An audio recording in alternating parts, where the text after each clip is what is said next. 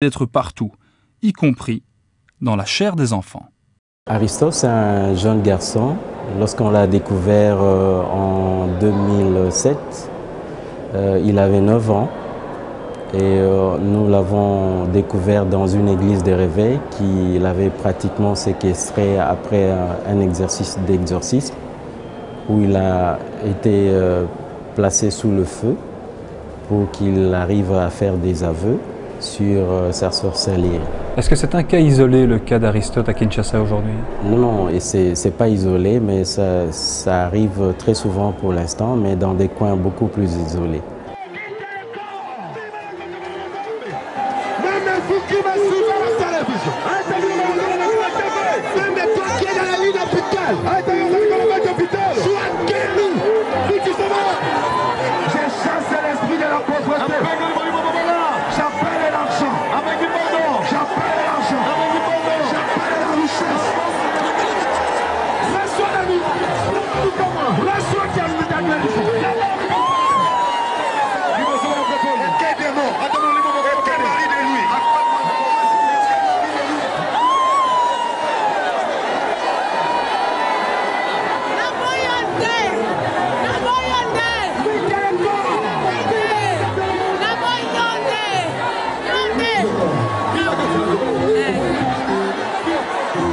Il y a la logique de semer, ce qu'ils appellent la semence, donc on donne à Dieu, enfin eux disent donner à Dieu, mais enfin bon, physiquement ils donnent quand même au pasteur ou à l'institution dans laquelle ils prient. Et cette semence, c'est un peu ce qu'on sème à Dieu pour récolter. Donc on demande un miracle à Dieu, on demande que Dieu fasse un miracle, et donc on sème de l'argent pour qu'après on récolte beaucoup plus, enfin qu'on récolte le miracle qu'on attend. Alors évidemment cet argent atterrit plus ou moins directement dans la poche du dirigeant en général, du pasteur télévangéliste, enfin du chef de la congrégation, quoi. Donc il y a un peu des frais de maintenance, il doit un peu payer ses employés, mais enfin bon en général il ne les paye pas beaucoup, donc c'est des gens qui ont beaucoup d'argent.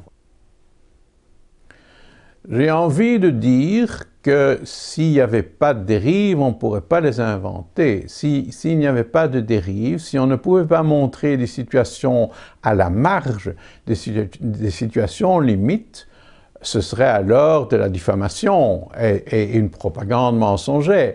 Donc, pour être de bon compte, je pense que l'accent est mis de façon privilégiée sur les situations à la marge, mais les situations à la marge existent.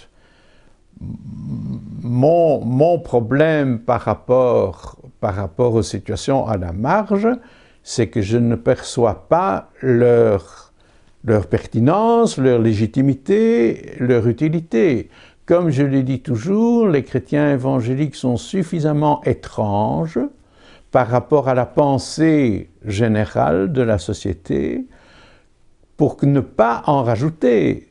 Donc, se rouler par terre, d'abord, je ne le vois pas dans le Nouveau Testament, ça c'est la référence.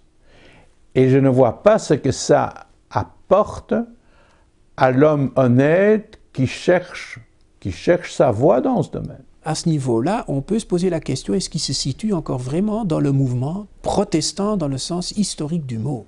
Vous avez un doute là-dessus?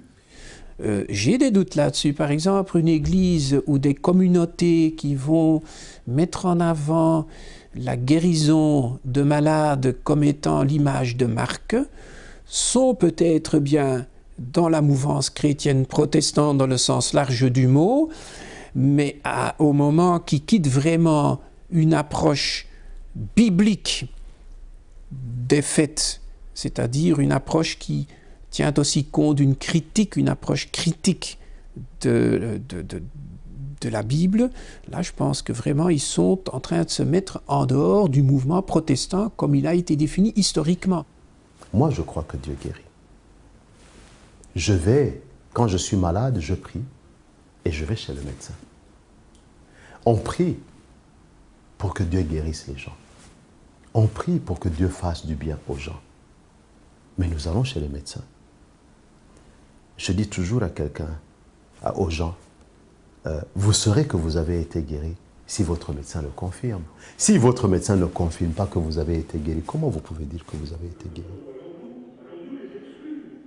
Les pratiques épinglées par les médias et le Centre d'information sur les sectes nuisibles ne concernent évidemment pas l'ensemble des églises évangéliques. Mais pour se prémunir contre ces dérives graves qui ont déjà fait leur lot de victimes en Belgique, une loi vient d'entrer en vigueur afin de protéger les citoyens contre les abus de faiblesse. Une loi qui pourrait concerner certains pasteurs aux pratiques douteuses. Chacun est libre, et c'est la Constitution qui le garantit, de ses choix religieux, philosophiques. Chacun vit sa vie comme il veut. Pour prendre un exemple, quelqu'un qui va passer ses soirées parce qu'il y a une ambiance chaleureuse, agréable, avec de la musique, de l'encens et qu'on lui passe la lumière, on lui transmet la lumière par imposition des mains, si ça lui fait du bien, si ça lui fait plaisir, autant qu'il fasse ça que de nuire à son entourage. Ce que je combats, ce sont les dérives de ces pratiques. C'est quand quelqu'un, comme on connaît des situations, qui doit vivre avec un cancer du sein, qui est traité par chimiothérapie et qui abandonne sa thérapie pour aller se faire soigner de cette façon-là, c'est là que je trouve que les pouvoirs publics, que je représente aussi en quelque sorte, ont une responsabilité morale, une responsabilité éthique, une responsabilité politique avec un grand P. En Belgique, la multiplication des églises évangéliques s'est accentuée à la fin des années 70, avec l'arrivée de migrants originaires d'Afrique et d'Amérique latine. Intrigués par ce phénomène, les milieux académiques y prêtent désormais une attention plus particulière. Cette sociologue s'est ainsi immergée durant 3 ans dans 2 églises évangéliques implantées à Bruxelles. L'une fréquentée par des hispaniques, l'autre par des Africains. Son objectif, comprendre ce qui motive les migrants à fréquenter ces églises.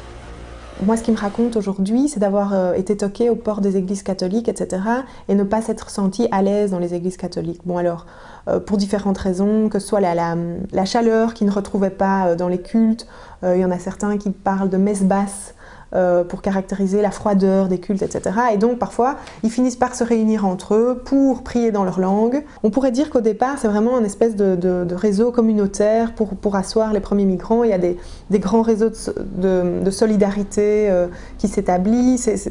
Et puis après, voilà, les gens qui sont là depuis plus longtemps accueillent les nouveaux arrivants, pour peu qu'ils se convertissent et qu'ils fassent preuve d'une foi authentique.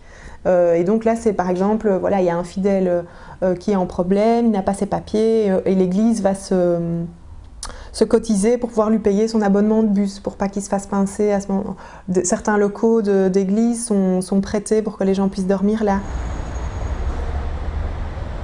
Dans les études sur la migration aujourd'hui, on voit encore que les migrants, même installés de longue date, qui sont en fait des Belges, qu'on continue à ramener à cette idée donc de Belges d'origine, etc., etc. Et donc, dans le message de ces églises-là, je pense ce qui les touche et ce qui est important pour eux, c'est qu'on puisse leur dire, non, en fait, vous êtes ici, vous avez un rôle en Belgique, il s'agit de venir rapporter une parole ou de venir toucher des gens, de venir aider la population locale à redresser des mœurs qui sont parfois un peu laxistes. Ils sont aussi encouragés à travailler, à prendre part à la société, à se mettre dans les structures. Enfin, ça, c'est vraiment un discours des pasteurs très très classique. Souvent, et très souvent, trop souvent même, j'ai dit à mes fidèles que vous êtes ici en mission. Vous êtes venus peut-être comme des réfugiés, la plupart sont venus ici comme des réfugiés politiques. Mais j'ai dit, mais vous n'êtes pas réellement des réfugiés, vous êtes des missionnaires.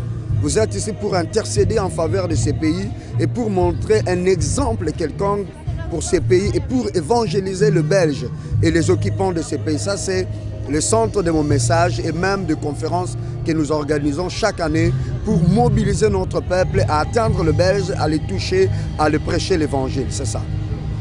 Si le prosélytisme évangélique touche parfois les fidèles d'autres religions, ce sont de manière générale les non-croyants qui font l'objet des tentatives de conversion. Mais là encore, les évangéliques ne parlent pas d'une seule voix. Je pense que les évangéliques appartiennent à la grande famille, enfin je ne sais pas si elle est tellement grande finalement, à la famille des libres exaministes. Ce que j'ai dit jusqu'à présent permet de dire qu'il s'agit d'une démarche personnelle, d'une démarche convictionnelle, qu'on devient chrétien évangélique, on ne naît pas chrétien évangélique, en ce compris les enfants dans les familles évangéliques.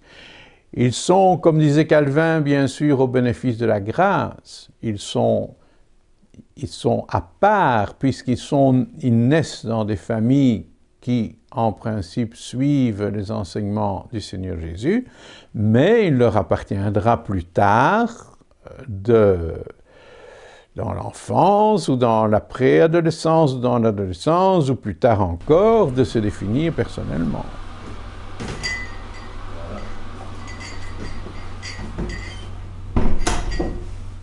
Si un jour un de vos enfants vient vous trouver et vous dit « Papa, je ne crois plus en Dieu », quelle sera votre réaction?